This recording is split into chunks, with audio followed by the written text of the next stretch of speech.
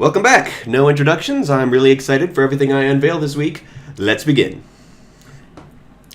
Dritz and the Companions of the Dance Hall, a fan musical. That's the full title, according to the front page of the script. I just remembered that.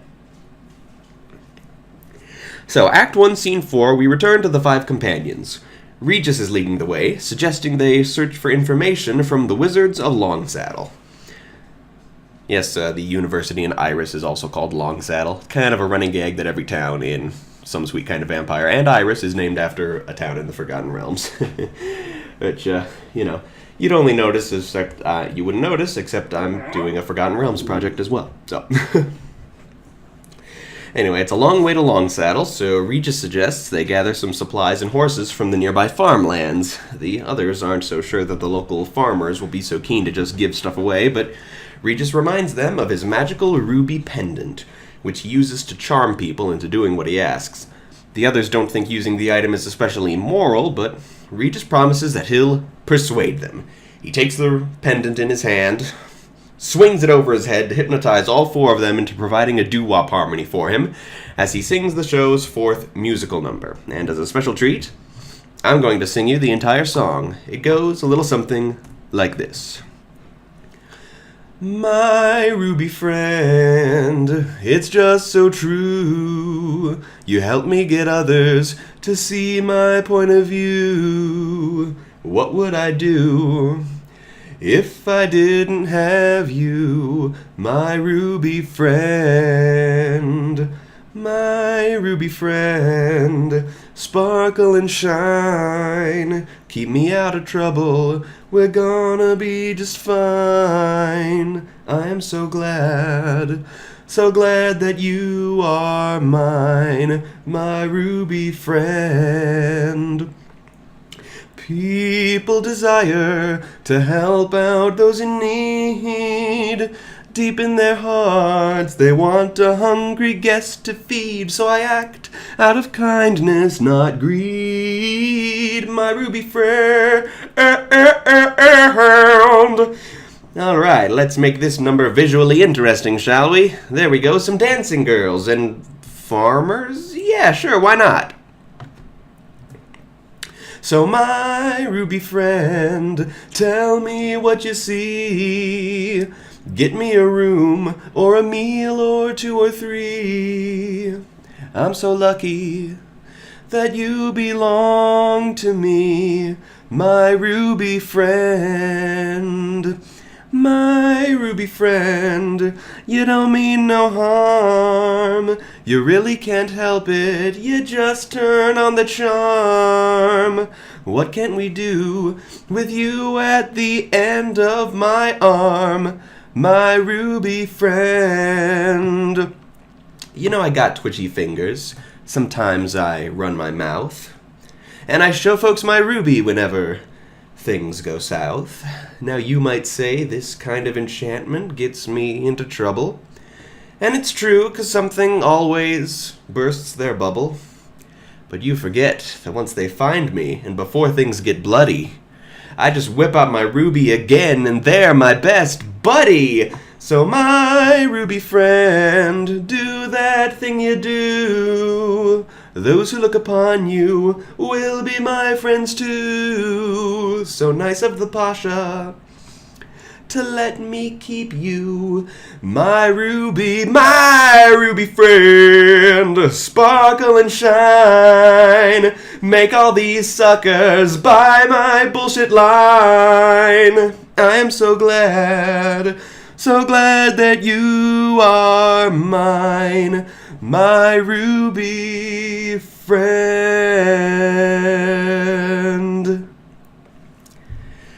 And at this point, the others have broken out of their trance and are standing over Regis, glaring at him. But Bruno submits that the ruby might be the only chance they have. So Regis goes off stage to one of the farms, uses the ruby to charm the farmers into having him stay for dinner while he steals all their stuff while they happily watch. And the companions ride their way to Longsaddle on horses that are invisible because community theater. Team Salmon time. Team Salmon idea number 4 is Whirlwind. Cambot, display the recently designed Whirlwind logo. kick-ass. Whirlwind is the adaptation of the Dungeons & Dragons campaign I've been DMing. Mackenzie, who designed this logo just last week, has been playing since the beginning. My fiancée Natty has been a player since the second episode, and we were recently joined by my longtime friend Jack, so currently a 3-player game, not counting me. And I've been keeping a meticulous record of the sessions, converting them into a story, and posting that story on my fanfiction.net account, which I don't want to direct you to because most of my stories embarrass me at this point in my life, but I won't conceal or delete them or anything because last time I deleted early work that I was ashamed of, I ended up regretting it. But I will be talking about Whirlwind and the story here on the podcast, probably more than any of the other Team Salmon projects because this story is actually being written every week by my friends and I, so it's definitely made more solidified progress than the nebulous ideas I have for how the other stories will progress. The art style I want for Whirlwind, the thing I can most easily compare it to is Sophia the First, a Disney-esque art style, CGI with a little bit of cell shading and with painted backgrounds to simultaneously imitate the style of both 2D and 3D Disney princess movies.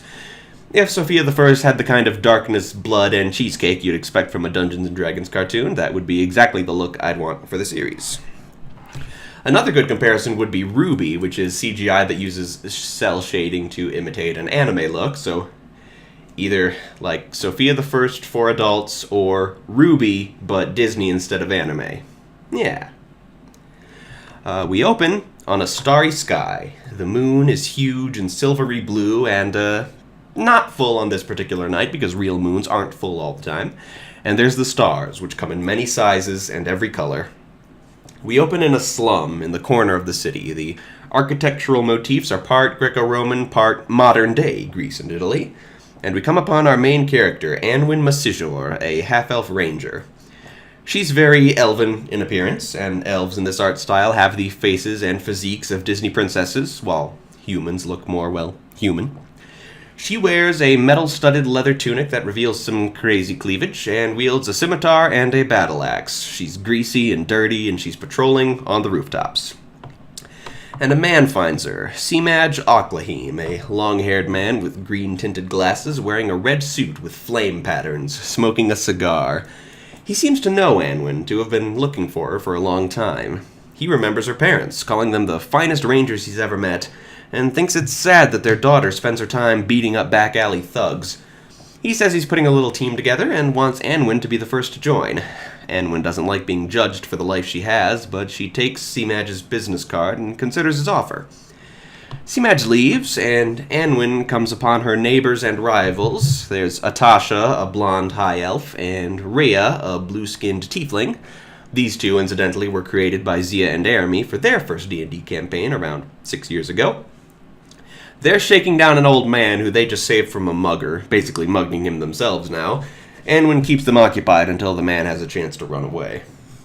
Finally, with the sun completely down now, Anwin is on her way home when she comes across a wizard wearing a black robe and a skull mask. He snuffs out the lamppost, leaving the neighborhood in darkness, and attacks Anwin with powerful magic. She fights back over the course of many combat rounds, but he's simply beyond her capabilities, and he defeats her.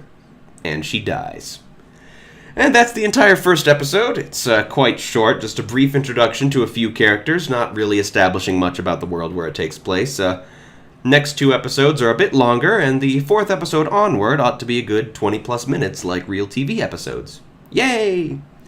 We're currently playing the sessions that will become the 10th episode, and, well, I'll tell you more about the story when Whirlwind comes back around in the rotation in another 7 weeks. Whew, that's a long time. Hopefully I'll still be podcasting and alive then. I have no plans, but you never know. Let's move on to The Secrets of Droon, Book 4, City in the Clouds. That is a gorgeous cover. Tim Jessel illustrated this one. This is going to be a good book, I can tell. Well, what do I mean I can tell? I read this book years ago. Anyway! 1. A spell returns. Eric, Julie, and Neil get on the school bus heading back home, remarking that it's been 2 weeks since they've been to Droon.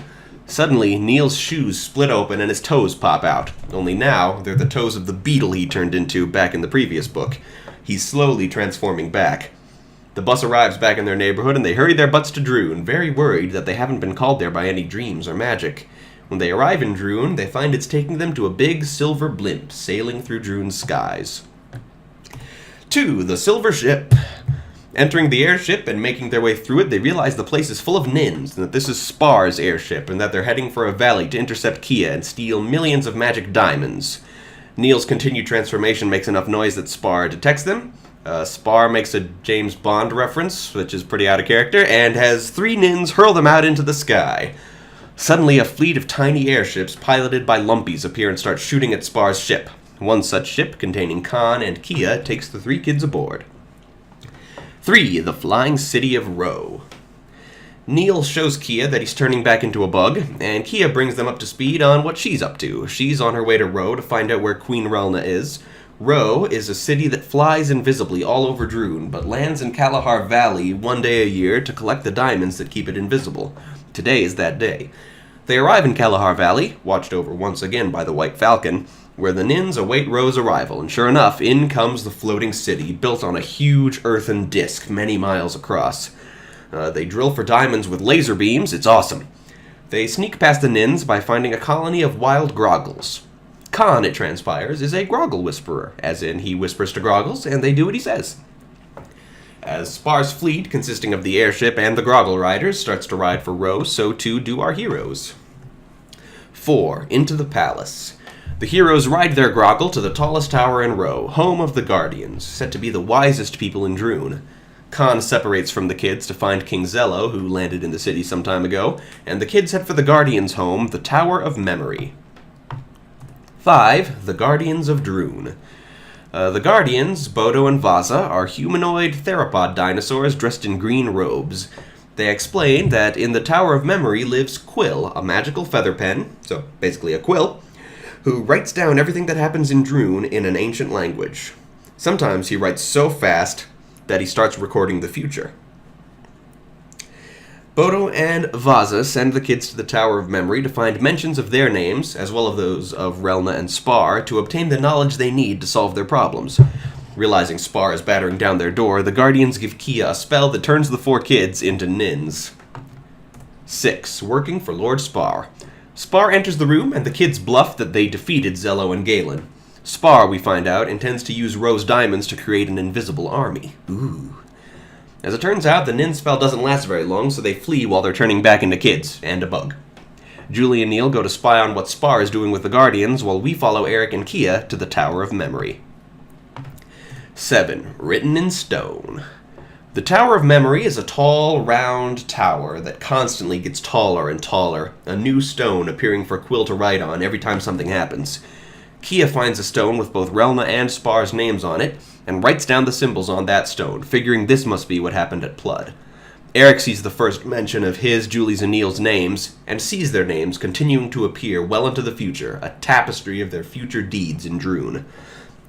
Kia exits the tower, and Eric realizes he's now alone in the Tower of Memory with Spar.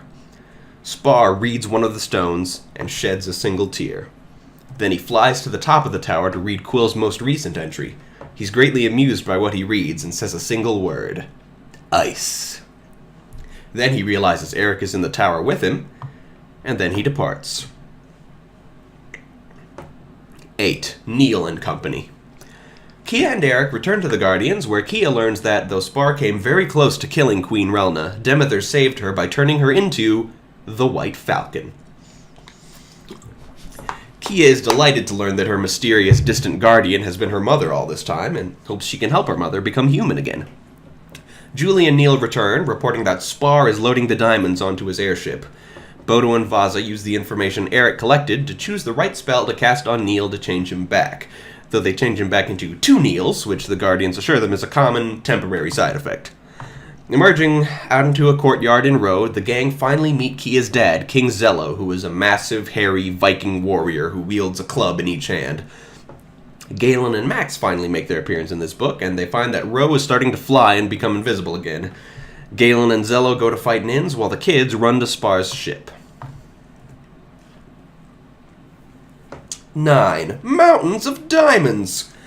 In the cargo hold of Spar's ship, the kids try to think of how to get all the diamonds Spar had stolen out of his possession. One of the Neils has a plan and scrambles away briefly. Eric gets a feeling that they're not alone, barely reacting in time to realize that Spar is with them. Spar attacks Kia, but the two Neils dive in front of her and take the full blast of Spar's signature red lightning. Is that a continuity error? Could he only do that with the Red Eye of Dawn before? But later it becomes like something that just Spar does, and not the Red Eye of Dawn? Ooh, that's interesting. I found a mistake. Like I care. No, that's okay. Eric chases Spar down a corridor, demanding to know why Spar let him go back in the Tower of Memory.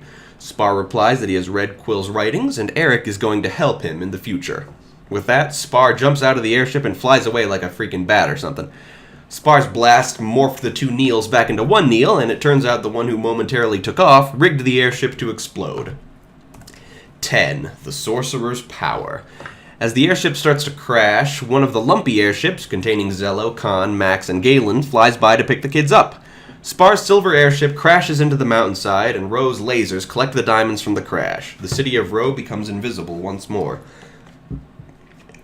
Eric gives Galen what little information he has that Spar is planning something involving ice. The rainbow stairs have reappeared in Kalahar Valley, and the kids return to Eric's basement. Julie and Neil are eager for the next adventure, but Eric is left afraid of what Spar has in store. So this book is fun. It suffers from the stakes being a little low. Everything that happens seems to get resolved a bit too quickly and easily, which is kind of true of every book so far.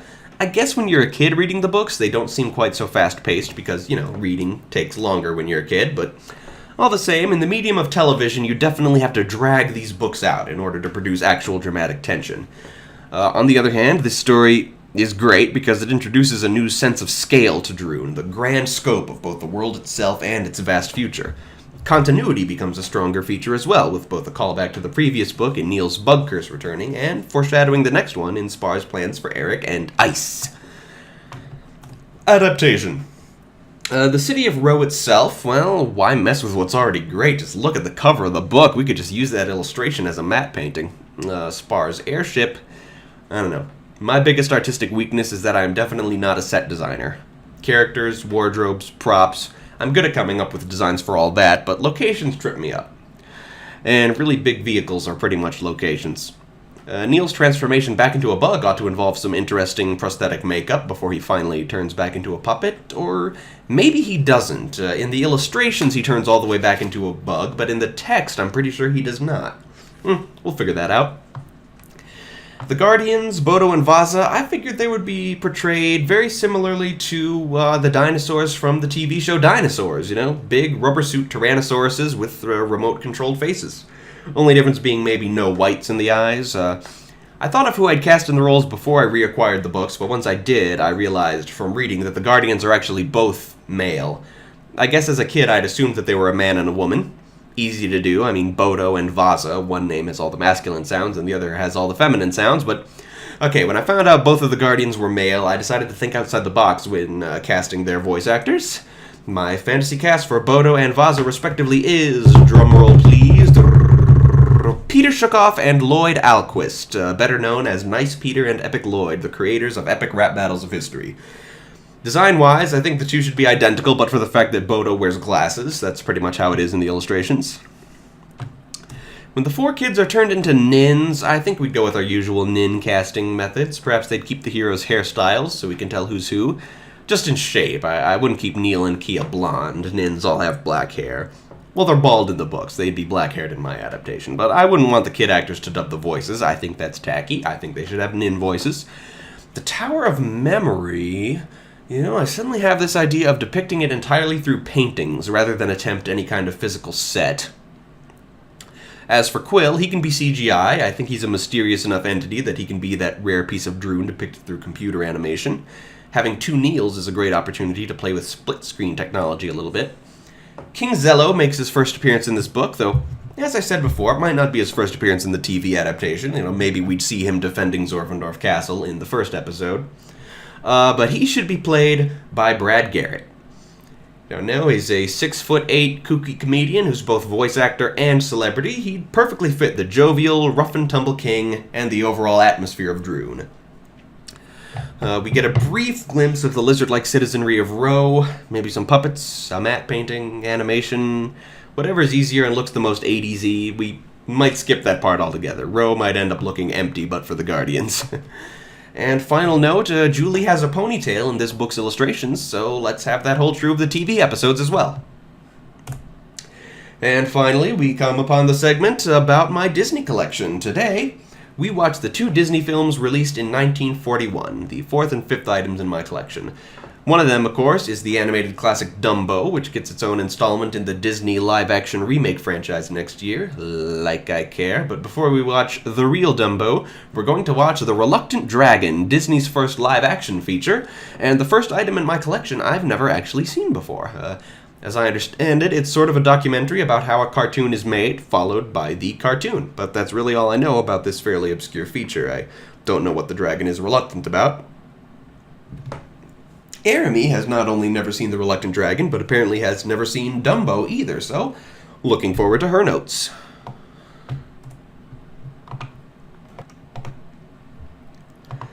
And I'm back. We've watched the films. So, The Reluctant Dragon is not so much a documentary as it is a fictional story about a guy who somewhat unwillingly goes on a tour of the Disney studio and learns how the process works, while attempting to find Walt Disney and suggest that he make a cartoon out of his wife's favorite book, The Reluctant Dragon. Or rather, to avoid finding Walt Disney, as the whole thing was his wife's idea, and our hero doesn't think it's a very good one. It's a lot of fun, and while I definitely recommend every film we've seen so far, I especially recommend this one, as it's a feature not a lot of people have heard of. So it's a fictional story, but they clearly based it on what the studio was actually working on at the time, as you see a bit of the production on the upcoming Dumbo and Bambi. It starts with an art class, where artists are sketching what our protagonist hopes to be a nude model, but turns out to be an elephant. The guy states that before you can make a cartoon about an animal, you have to learn to draw the real thing. That's definitely true of any subject, including, a human. Then he goes into a sound booth where an orchestra and Donald Duck's voice actor are recording a song. I'd heard about this bit, and when the guy our protagonist was sitting next to slowly stood up and got to the mic, I was like, "Are you Clarence Nash? You're Clarence Nash, aren't you?" And sure enough, he starts singing opera in Donald's voice. As bad as Donald's voice is for singing, it was definitely fascinating to see Clarence Nash being Donald. Clarence created Donald's voice and played the character from the early 30s to the early 80s before personally training animator Tony Anselmo to take his place shortly before his death. And Anselmo still plays Donald to this day.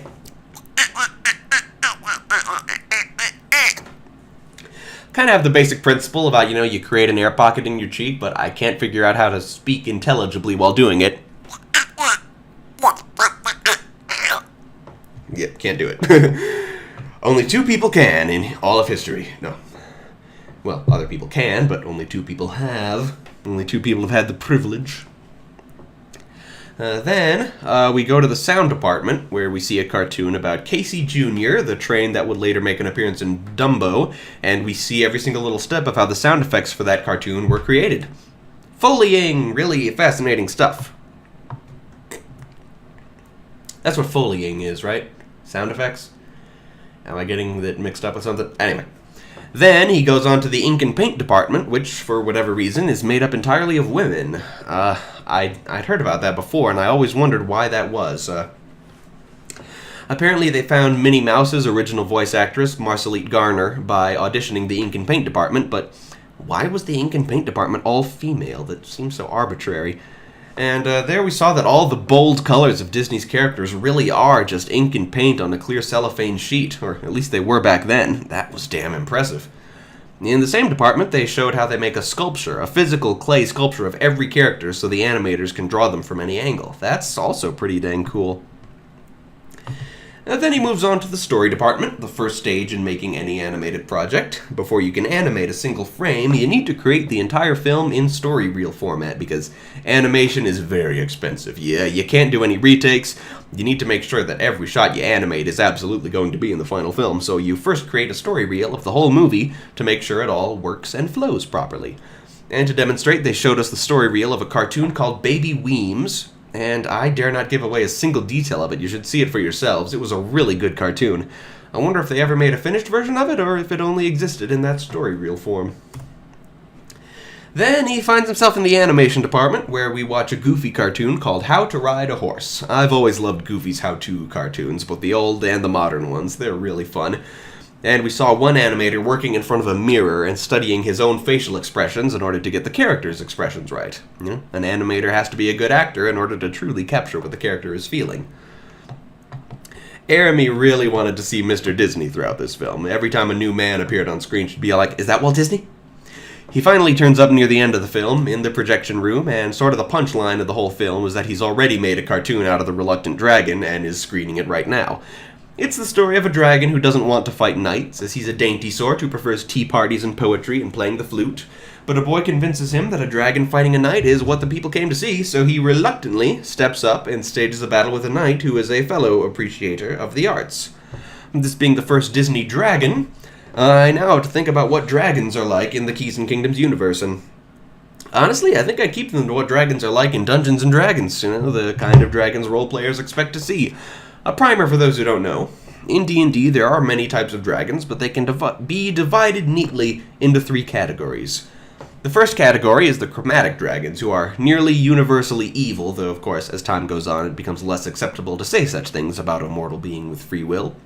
The 5 main kinds of chromatic dragons, from weakest to strongest, are white dragons, who live in cold places and breathe blasts of ice; black dragons, who live in swamps and places connected to dark magic and breathe jets of acid; green dragons, who live in forests and places connected to fey magic and breathe clouds of poison gas; blue dragons, who live on stormy seaside cliffs and breathe bolts of lightning; and red dragons, who live in mountains and breathe fire. One thing I've found I don't like about the dragons in official D&D games is that there are stats for them at every age, every stage of growth, every level of gameplay. I'm not a fan of this because, A, as other D&D players have pointed out, when you fight low-level baby dragons, you're basically murdering children, and B, if you fight small dragons when you're low-level, what the heck is special about fighting big dragons when you're high-level? They're half the title of the game. They should be saved for truly epic encounters. So, ponder that for Keys and Kingdoms.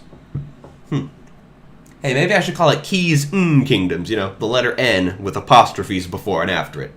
Keys Kingdoms, instead of an ampersand. No, that's a stupid idea. So my first thought about Dumbo, we're doing Dumbo now, is related to his appearance in Kingdom Hearts, in which his only notable appearances is in the first game as a summon. You summon him, you ride on his back while he flies, and he blasts your enemies with water. Every summon, at least 4 of them, are associated with an element, and Dumbo's is water. It's got me thinking, water isn't really a type of magic in D&D, is it? You got your basic damage types: fire, ice, lightning, acid, poison, light, and darkness, even sonic and psychic damage, but being hit by a blast of water or air, is that just physical damage? Air and water should be damage types. I mean, maybe that's not fair because Earth is definitely just physical damage, but air and water are different from normal weapon damage. I just feel like they should be, at least. Anyway, notes from actually watching Dumbo. Not a big old fairy tale. A smaller film because I guess Pinocchio and Fantasia kind of underperformed at the box office at the time. For being the golden age of Disney, it wasn't quite as successful as all that. I think Dumbo was the only film besides Snow White to actually turn a profit. It's kind of the golden age only retroactively. But this movie is quite short, only an hour and 3 minutes, and smaller scale than anything Disney had done previously. Any feature, at least. Here's something interesting. Every film we've seen so far was distributed by RKO. Back then, Disney needed a distributor. That's just kind of funny to think about. Still no voice actors in the credits, but you can spot a few who would become Disney regulars over the next couple decades, such as Sterling Holloway as Mr. Stork and Verna Felton as the lead elephant. This movie is, of course, set at a circus and has a lot of circus tropes, and circuses aren't really something you see in the modern age anymore, as every aspect of them has kind of been stripped of its appeal. Training wild animals to perform is cruel. People with physical deformities no longer have to be circus attractions. Clowns are terrifying. So even though circuses and everything about them are way out of style for assorted good reasons, it's kind of nice to see a depiction of one. I especially like the huge assortment of animals and how each one has their own unique car in the circus train. That's really cute. And apparently in the Dumbo universe, babies come from heaven and are delivered by storks. That's interesting to say the least. Casey Jr., the train, seems to be a living being, so now might be a good time to bring up a Keys and Kingdoms race I call the Carforged, based on a combination of the Warforged of Dungeons & Dragons and the citizenry of Pixar's Cars. an exotic race of living constructs who take the form of vehicles. And then there's Casey Jr. going up the hill chanting, "I think I can, I think I can, I think I can." That right there is the 1941 equivalent of a pop culture reference. How quaint and adorable. The simplicity in this film's storytelling is interesting. Dumbo has no dialogue, his mother has only one line, and no other character's name gets mentioned. Our main viewpoint character, Timothy Mouse, is nameless except for a brief glance at his signature in the film's final montage.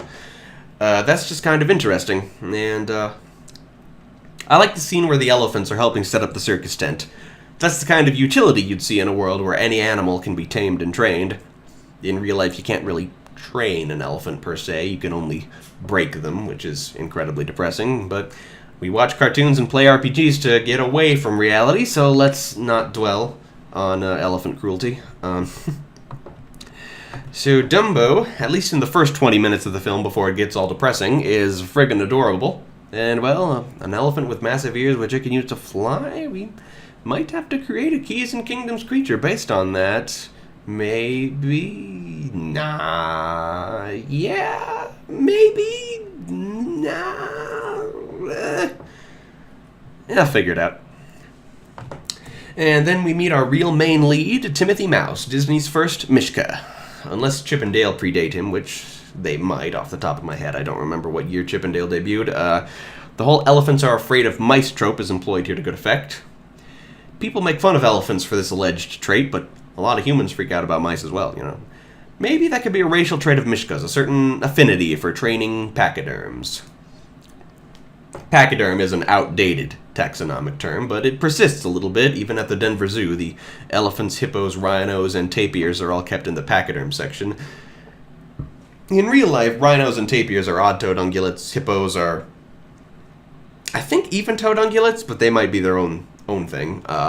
And elephants are proboscideans, but grouping them all under pachyderm might work from a role-playing game perspective, even if it ain't scientifically accurate.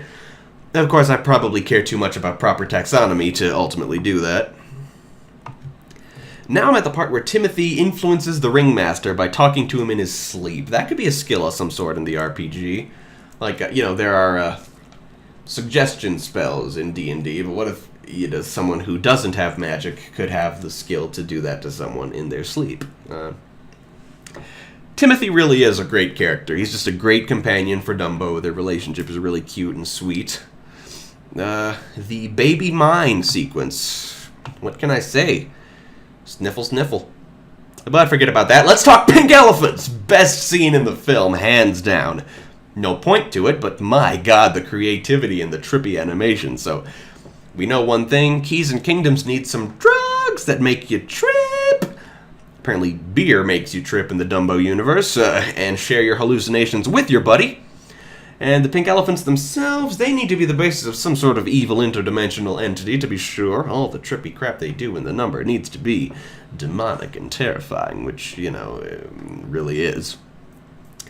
And then we meet the crows. Let's get this out of the way. The lead crow is played by Cliff Edwards, the same actor who played Jiminy Cricket. A white guy playing the role in the style of a black guy, and his name is Jim Crow. That is extraordinarily unpleasant. Yeah. On the other hand, the other four crows are played by real black singers, and the crow characters overall are really cool, clever, and helpful people, so not bad for 1941. The bar was low, but they cleared it. Keys and Kingdoms-wise, I'm not sure what these guys might be. They wear clothes, so maybe they'd be more than just ordinary crows. Maybe they'd be the avian equivalent of Mishkas, or maybe that's complicating things too much. Maybe I should keep it simple, and in a Keys and Kingdoms universe, they would in fact just be talking crows. So overall, Dumbo wasn't much of a movie. It was more of a cartoon short that happened to be a whole hour long, but a totally worthy addition to the golden age of the Disney canon. It's more of a collection of scenes, but every one of those scenes had something fun, creative, or emotional to offer. And, Amy wasn't with me when I watched Dumbo, so I'll be back tomorrow so she can present her thoughts on the film. And we're back. Here's Amy. What'd you think of Dumbo? Sad. Yeah. Very, Very sad. Yes, it could be. And you had a few notes here, so you wrote them down. Can I read? Yeah, go. Oh, red eyes equals rampage mode. Yes, you noticed Mrs. Jumbo actually has red eyes during the scene where she goes on a rampage. I hadn't picked up on that. Rope detail, yeah, like the little Sharpie, like those little things sticking out. All the little fibers sticking out of the rope, yeah. So you can tell that's like very pokey and sharp. Yeah. Shadows on point, water effects are impressive as always. Cried during Baby Mine. Is that what it's called? Yeah, the song is called Baby Mine, Let You Cry. And yeah, you didn't say anything there, but I noticed you were crying, so I wrote that down. Pink elephants multiply like brooms from Fantasia. Best hallucination ever. So there you go. There's Jeremy's notes, and thank you. I'll see you next week as soon as I pull up my script for hang on. I like your graph paper. Yeah, graph paper's fun. Okay. And what if I put the scarf on the microphone? yeah, well, I don't think that would change anything. Yeah, you could still hear with the scarf over it. Yeah, keep that thing up. Oh. Okay. And okay, where's my script? Here's my script. Here's your script. Okay. I'll see you next week, where we will talk about Scene 5 of Companions of the Hall, in which they meet the Harpels of Long Saddle, the 5th Team Salmon idea, which happens to be the Keys and Kingdoms cartoon, The Secrets of Droon Book 5, The Great Ice Battle, and we will watch Bambi and give our final thoughts on Disney's Golden Age. Bambi! Yep. Thank you, and good night. Good night, Jeremy. Good night. Good night, viewers, listeners. Always get that wrong. Yeah, it's a running gag. Sorry. All right. Good night, everybody.